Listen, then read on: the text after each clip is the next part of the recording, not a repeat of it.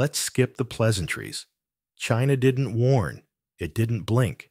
It banned 16 U.S. companies, blacked out overnight, not suspended, not delayed, banned. No quiet backroom whispers, no review, pending loopholes.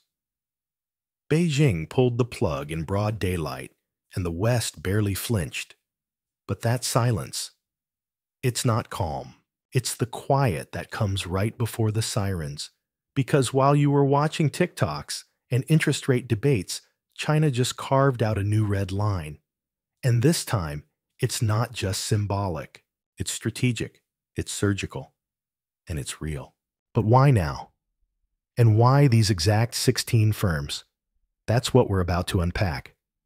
On April 4th, 2025, just 72 hours after President Trump authorized a new wave of tariffs on $88 billion worth of Chinese imports, Beijing released its counterstrike, a ban on 16 major U.S. firms, many tied to military hardware, AI surveillance, and Taiwan arms deals. The timing wasn't impulsive. It was coordinated. According to a Bloomberg intelligence report released the same day China's Ministry of Commerce had finalized the blacklists weeks earlier, but waited for a clear political trigger. That trigger came with Washington's decision to escalate trade tensions during a fragile global market recovery, with U.S. GDP growth slowing to 1% in Q4 2024, and consumer sentiment dipping. For the third consecutive quarter, Beijing likely calculated that Washington had little economic bandwidth left to absorb another hit. In the words of Wang Huyao, founder of the Center for China and Globalization, China is no longer responding for symbolism. This was economic deterrence, calculated and precise. But what's more revealing isn't just who was banned, it's why they were selected. These companies aren't just random defense contractors. Lockheed Martin, Northrop, Grumman, Raytheon Technologies, and General Atomics, all blacklisted, accounted for over $9 billion in arms sales to Taiwan between 2020 and 2024, according to CPRI and Taiwan's Ministry of National Defense. Alongside them, AI firms like Palantir defense chipmakers, like Lattice Semiconductor, and precision drone manufacturers such as AeroVironment were also cut off. This is Beijing building a legal wall between its markets and the core of the U.S. military-industrial ecosystem. The move signals a shift from reactive retaliation to offensive containment, severing financial oxygen from any American company involved in what Beijing deems sovereign violations. But this isn't just a message to Washington. It's a warning to firms worldwide that operating in gray zones like Taiwan could carry real economic costs. And it forces a bigger question. If China's strategy is to make American security contracts unprofitable, how far will it go to enforce that? The United States arms deal signed with Taiwan in February 2025, valued at $2 billion, wasn't just large, it was provocative. The package included 400 long-range precision missiles, 24 MQ-9 Reaper drones, and early warning radar systems, many of which had never previously been exported to Taipei. That's where it crossed Beijing's red line. According to Xinhua, the ban was directly tied to these sales, and China's defense ministry accused the United States of sabotaging the One China principle under the pretense of defensive support. But the choice to target defense and tech firms rather than commodities or tariffs marks a deeper shift. Beijing isn't punishing volume, it's punishing capability. This is about slowing Taiwan's access to systems that would tilt the military balance in the Taiwan Strait. And the United States' response, so far muted, but the lack of immediate retaliation may speak less to strategy and more to uncertainty. As the Wall Street Journal's Ling Wei noted, the White House is cautious because it doesn't know how much further China is willing to go and which American sectors are next. That uncertainty is precisely what gives Beijing leverage. But China isn't just mimicking past sanctions. It's repurposing Washington's own tools. The irony is unavoidable. Since 2018, the United States has sanctioned or restricted over 280 Chinese entities, from Huawei and ZTE to YMTC and SMIC. These actions, often justified under national security, were aimed at curbing China's access to advanced tech. But in blacklisting these 16 U.S. firms, Beijing is effectively reversing the script, and unlike early Chinese countermeasures, mainly symbolic tariffs, this move leverages America's model of extraterritorial punishment. China's export control law, passed in late 2020 but rarely used, has now been applied with surgical precision. The law grants the state sweeping authority to ban companies whose actions harm China's sovereignty or security. This legal symmetry is no coincidence. As Georgetown University's James Riley puts it, China has studied the mechanics of U.S. sanctions and has decided to fight fire with architecture, not outrage. The message is clear. Economic tools are now mutual, not unilateral. But while the legality may echo U.S. strategy, the reaction exposes a contradiction buried in Western responses. When the United States blocked Huawei from accessing American chips in 2019, the move was branded as necessary containment. When China bans Raytheon over arms deals, it's called hostile coercion. The semantic imbalance is consistent across Western outlets. A Reuters analysis of Horde 200 sanctions-related headlines from 2021 to 2024 found that 89% of U.S. measures were framed in security terms, while 76% of Chinese responses were labeled as aggression or retaliation.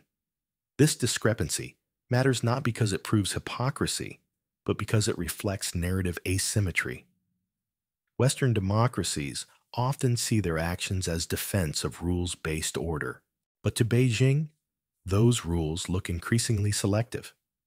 In fact, the Center for Strategic and International Studies noted in a March 2025 report that U.S. sanctions policy is increasingly viewed abroad as a geopolitical tool rather than a neutral enforcement mechanism. This is reshaping how global South countries interpret trade law. While Washington calls China's blacklist economic warfare, Brazil, South Africa, and the UAE have issued no condemnation, and several are pursuing similar tools domestically. The core dilemma is this: if sanctions are valid instruments of statecraft, then doesn't China have the same right to wield them? And if not, what principle is the West defending? The direct financial hit from China's ban may appear minimal. U.S. defense contractors have little exposure to mainland Chinese contracts, but the secondary impacts could prove destabilizing. Many of the blacklisted firms, including Lattice Semiconductor and Teledyne Technologies, rely on rare earth materials and specialty components sourced from Chinese-controlled supply chains.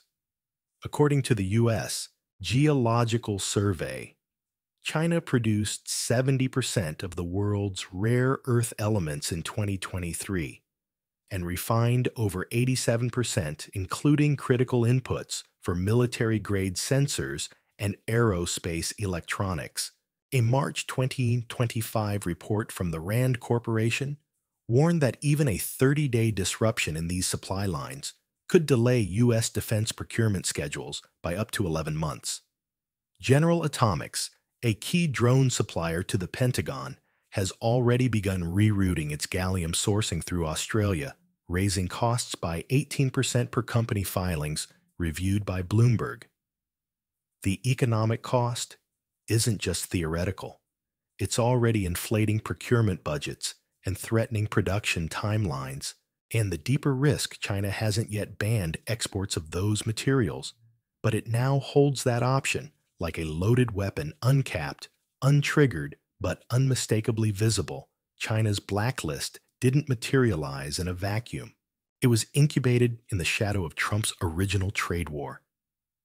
Between 2018 and 2020, the United States imposed tariffs on over $360 billion in Chinese goods, triggering a retaliatory cycle that saw China place counter duties on U.S. agricultural exports. But beyond soybeans and steel, the real outcome was strategic recalibration. According to the Peterson Institute for International Economics, by 2024, China had reduced its exposure to U.S. imports and advanced manufacturing by 38%, and boosted domestic semiconductor R&D spending to $44.3 billion, a 62% increase from pre-trade war levels. In effect, Washington's attempt to isolate Beijing economically catalyzed its tech self-sufficiency agenda. The tariffs hurt China in the short term, said Nicholas Lardy, senior fellow at PIIE, but they taught Beijing that survival means independence. The blacklist is not a reaction. It's a culmination, a delayed counterpunch thrown after years of forced adaptation. And with BRICS and regional trade partners increasingly aligned with China's industrial ambitions, the blowback is no longer bilateral. It's systemic. Support for China's approach isn't just coming from behind closed doors.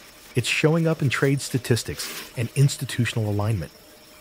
The IMF reported in its February 2025 World Economic Outlook that intra-BRICS trade surged 21% year over year, surpassing $19 trillion, while China settled over 41% of its cross-border trade in yuan by Q1 2025, up from just 19% 2 years prior.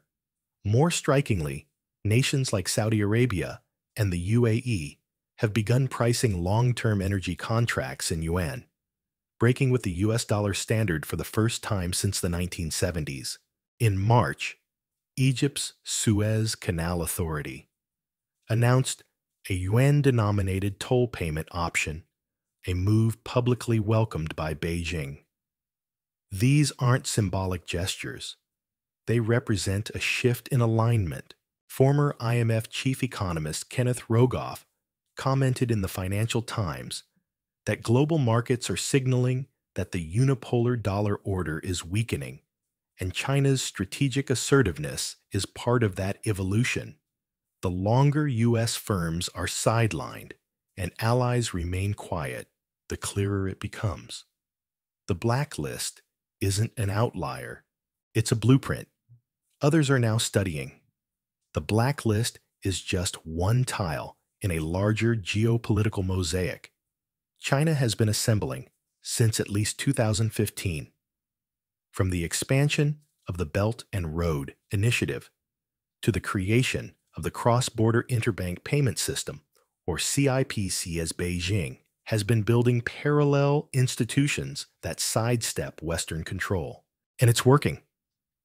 In January 2025, the BRICS bloc, now including Egypt, Iran, and Saudi Arabia, officially overtook the G7 in global GDP at purchasing power parity, reaching 34.2% compared to the G7's 29.8%, according to IMF data.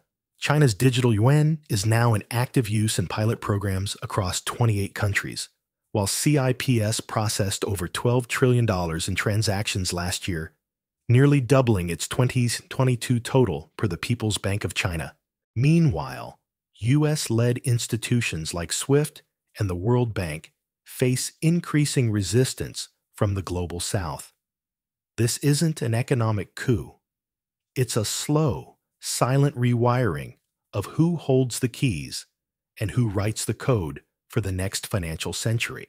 What began as trade retaliation has morphed into institutional transformation. And if the blacklist was the warning shot, the next move may target the very plumbing of global finance itself. But if you think this was the final move, think again. What if this blacklist was never the main event, but just a decoy to measure Western reaction? Multiple senior sources cited by Bloomberg and Nikkei Asia suggest China is preparing a wider strategy that includes potential export bans on neodymium and dysprosium, rare earths essential to everything, from F-35 jets to Tesla engines. Simultaneously, state banks are reportedly conducting scenario modeling for a future where all dollar transactions are phased out of strategic sectors. And here's the stinger: Reuters reported that China's central bank reduced its U.S. Treasury holdings by $29.3 billion in Q1 2025 alone, the sharpest quarterly cut since 2016. That's not de-risking, that's de-dollarizing. So ask yourself this: if Beijing is willing to blacklist Lockheed Martin without blinking, what happens when the next move isn't a list, but a full-scale rupture? Drop your take in the comments. Is this a controlled escalation or the start of a long, quiet decoupling? We're glad you're enjoying this video. Please like and subscribe.